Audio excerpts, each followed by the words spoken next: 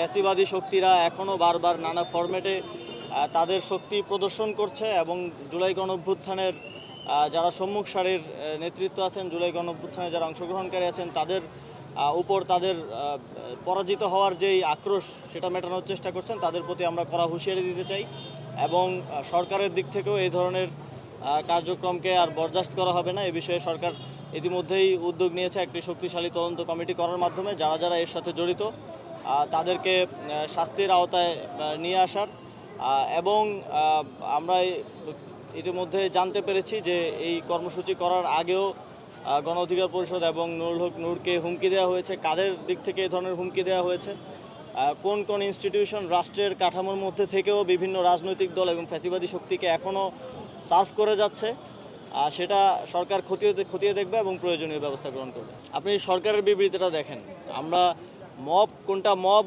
আর কোনটা রাজনৈতিক কর্মসূচি এটার পার্থক্যটা আগে বুঝতে জানতে হবে। একটা রাজনৈতিক দল কিভাবে মব করে, এটা একটা নিবন্ধিত রাজনৈতিক দলকে আপনি কিভাবে তাদের কর্মসূচিকে কিভাবে মব বলবেন? এবং আমি যতদূর জানি প্রথমত হামলা করেছে জাতীয় পার্টির দিক থেকে। এখন আমরা এর আগেও দেখেছি রাজনৈতিক দলগুলোর মধ্যে নানা সময় এ ধরনের উত্তপ্ত পরিস্থিতি সৃষ্টি হতেই পারে, কিন্তু এটাকে মব বলে একটা পক্ষকে নিউট্রালাইজ করা এবং আরেকটা পক্ষকে ফ্যাসিলিটি দেওয়া, এটা স্পষ্টতই আমি এর আগেও ঠিকানায় একটা টকশোতে বলেছি যে এখন আবার জাতীয় পার্টির ভেতর দিয়ে আওয়ামী লীগকে ফেরানোর, যেহেতু রিফাইন্ড আওয়ামী লীগের চেষ্টাটা ব্যর্থ হয়েছে, তো জাতীয় পার্টির ভেতর দিয়ে আওয়ামী লীগকে ফেরানোর একটা পরিকল্পনা চলছে। কিন্তু এরা জাতীয় পার্টি হচ্ছে একদম সুনির্দিষ্ট এবং চিহ্নিত ফ্যাসিবাদী। আমরা দেখেছি বিগত সময়ে কিভাবে আওয়ামী লীগের এই ফ্যাসিবাদী সংসদকে বারবার বৈধতা দিয়েছে জাতীয় পার্টি, কিভাবে ভারত থেকে প্রেসক্রিপশন এনে বাংলাদেশের তারা একটা কৃত্রিম সংসদ তৈরি করেছে, কৃত্রিম গণতন্ত্র দেখিয়েছে।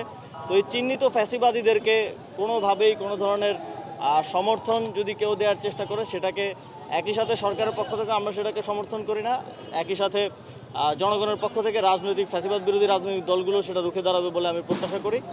এবং আমরা আরেকটা জিনিস স্পষ্টভাবে বলতে চাই যে এখানে ইনক্লুসিভ নির্বাচনের নামে অনেকেই চাইবে না যে আগামীর বাংলাদেশে আওয়ামী লীগকে ছাড়া বা আওয়ামী লীগের স্টাবলিশমেন্ট ছাড়া কোনো ধরনের রাজনৈতিক কিংবা গণতান্ত্রিক সেটেলমেন্ট হয়ে যাক।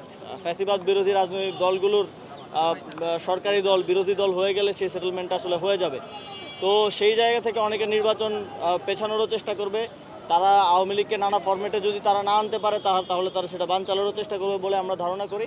আমরা এই ধরনের সকল ধরনের প্রচেষ্টাকে গণতান্ত্রিক রাজনৈতিক দলগুলো যারা আছেন এবং সরকার রুখে দেওয়ার জন্য তৎপর আছে।